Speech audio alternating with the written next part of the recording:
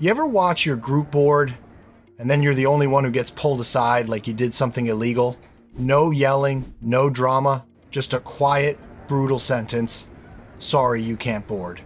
And the wild part is, it's usually something boring, one missing name detail, one passport issue, one system glitch that flips your trip to not today.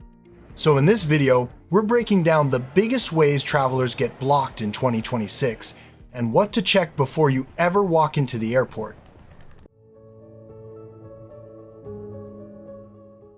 Welcome to travel in 2026, where your driver's license is trying to go digital.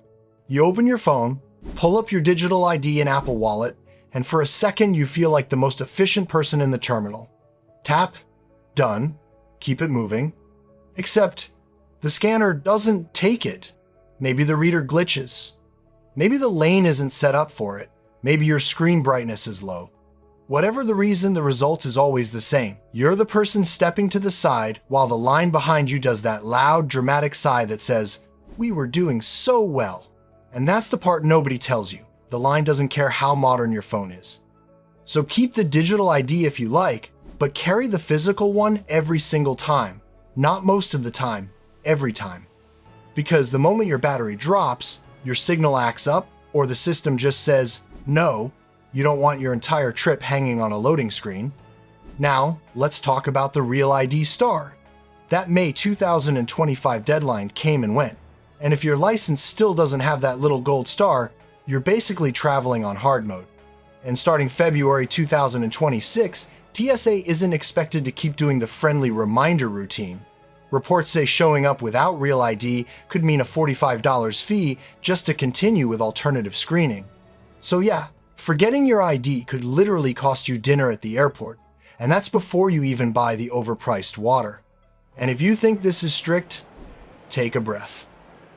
Because Europe just built a digital border system that makes a TSA checkpoint feel like a quick hello.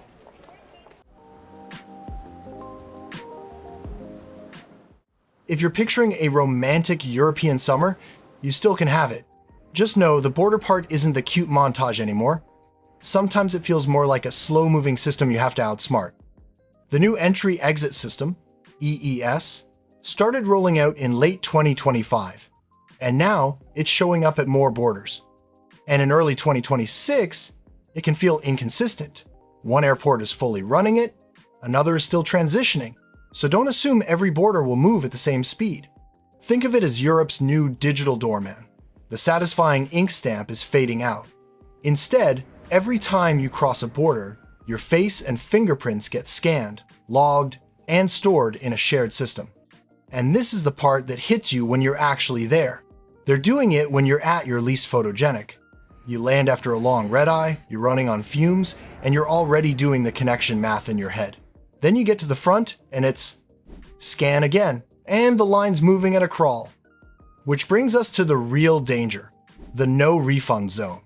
Early delays can push wait times way up at major hubs. And if you miss a connection because you were stuck in that immigration line, the airline may not be required to rebook you for free. It's often treated as a government processing delay, not an airline-caused one. So you could be staring at a very expensive hotel bill and a suddenly flexible itinerary. So if you've got a tight connection at Frankfurt or Charles de Gaulle, don't gamble on immigration being normal. Build buffer time, especially on arrival days, or you'll pay for it in stress and money.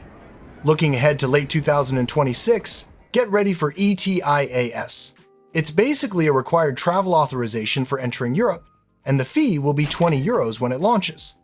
The fee isn't the problem. Forgetting it is. Without that approval linked to your passport in the system, you can get stopped before you even leave, right at the check-in desk at your home airport. And quick warning, ETIAS scams are going to be everywhere. If some random site is trying to sell you ETIAS approval months in advance, be careful. Use official channels only, because fake authorizations are a real thing now. And Europe isn't the only place doing this. The UK is tightening the same kind of gatekeeping with its ETA, starting the 25th of February 2026. No ETA in the system? You can get blocked before you even board. And here's the part people mess up. It's tied to your exact passport number. Renew your passport after you apply, and that approval may not match anymore. One mismatch, and the airline system can flip to no. One quick tip if you're traveling with a partner, stay together at the kiosk when you can. You don't want that moment where one of you is through and the other gets held up behind for just a quick additional check, and now you're stressed, separated, and watching your connection time shrink. Now, not every update is bad. Uzbekistan is actually going visa-free for Americans starting January 1st, 2026. But don't get too comfortable, because while one door opens, a lot of countries are adding new digital gatekeepers. Asia is the next big example.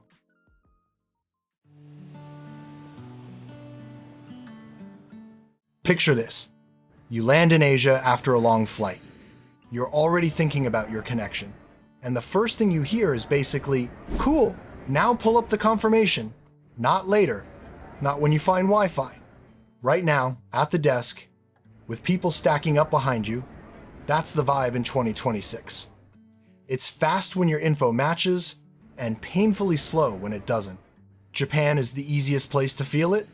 Visit Japan Web can make arrival smooth, scan the code, keep moving. But the slip-ups are tiny. One wrong passport digit, a name format that doesn't match your passport, or you didn't actually finish the steps that generate the QR code. And now you're standing there jet-lagged, trying to log back in while the line behind you gets very quiet. China is where it depends is the whole game. People hear 240-hour transit and assume it's a free mini visa, but it only works if you're truly transiting to a third place with a confirmed onward ticket and a set departure date. A round-trip plan isn't transit, and even when you qualify, the rules can hinge on your exact routing and where you land. So don't plan a big detour unless you've checked the details for your specific trip. And here's the 2026 scam angle nobody expects. China rolled out an online arrival card service, and scammers immediately started making fake official sites that try to charge you. The real service is free. If someone's asking for money just to submit your arrival card, back out. So the move for Asia in 2026 is simple. Treat every country like it has its own system. Double check the form or app your destination expects. Make sure everything matches your current passport number, and keep a backup that doesn't depend on airport Wi-Fi. Screenshots help, but having the confirmation ready to show, clean and easy, can save you when you're running on fumes.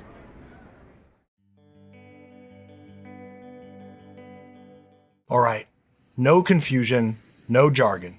This is the stuff that keeps you from getting stuck in the dumbest ways possible. Digital ID is fine, as a backup. Your physical ID is what keeps the line moving.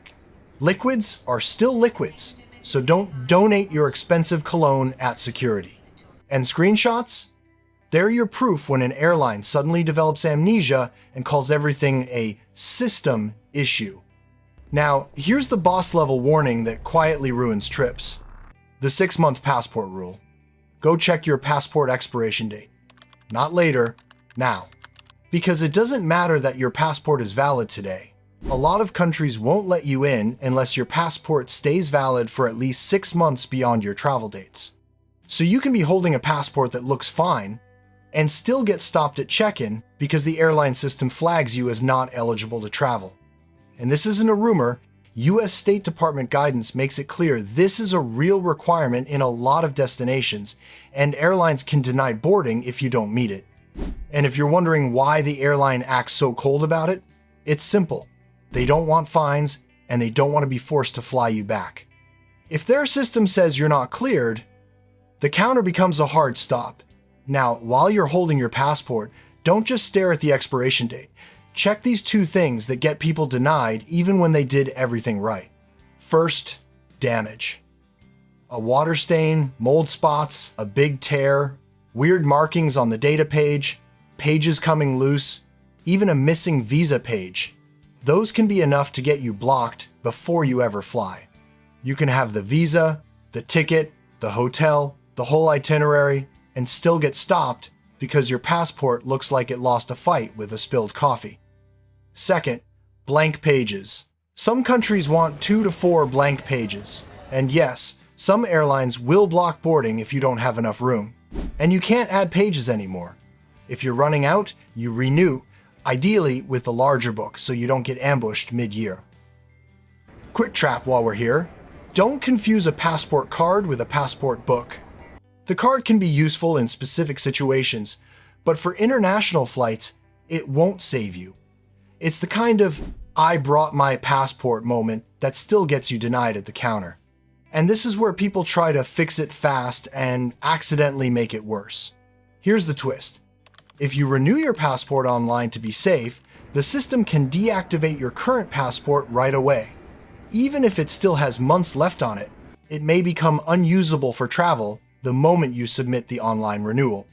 That's why the US State Department warns not to use online renewal if you have international travel within the next 6 weeks. So imagine this. You renew online because you're being responsible, and you just turned off the passport you were planning to fly with. You didn't lose it, you canceled it. Also, online renewal isn't for every situation. It's generally for adult 10-year passports and straightforward cases. If you're dealing with name changes, certain updates, or anything unusual, don't assume the online option will even accept you. One more micro update for 2026, because everyone's doing it: passport photos. If you use filters, heavy editing, or AI enhancement to make your photo look nicer, you're not upgrading it, you're risking a delay or a rejection. The State Department is clear that digitally altered photos aren't allowed, so keep it simple, clean, and boring. Boring gets approved. So yes, get ahead of the 6-month rule. Just don't solve it in a way that deactivates the one passport you needed for the trip. And once your passport and IDs are handled, there's one last enemy in 2026 travel: the airport itself. The moment you clear security, you stop being a passenger and start being a target.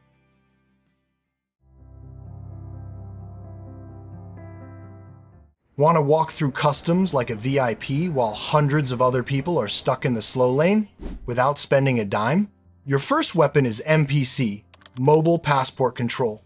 It's the unicorn of government tech, a completely free app that actually works.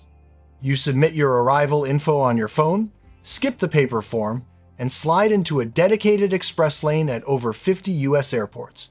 Why pay extra when Uncle Sam gives you this cheat code for free? However, if you're a frequent international flyer, more than twice a year, you should upgrade to the paid programs. Global Entry is still the heavyweight champion. With their new mobile app feature, you can literally take a selfie and skip the kiosk entirely at many airports.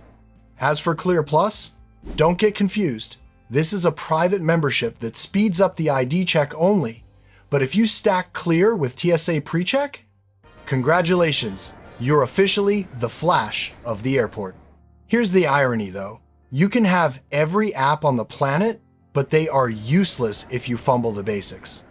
To make sure you are 100% locked and loaded, let's run through the ultimate 2026 cheat sheet. And stay with me, because there is a specific 6-month rule with your passport that's going to get a lot of people rejected at check-in starting in January.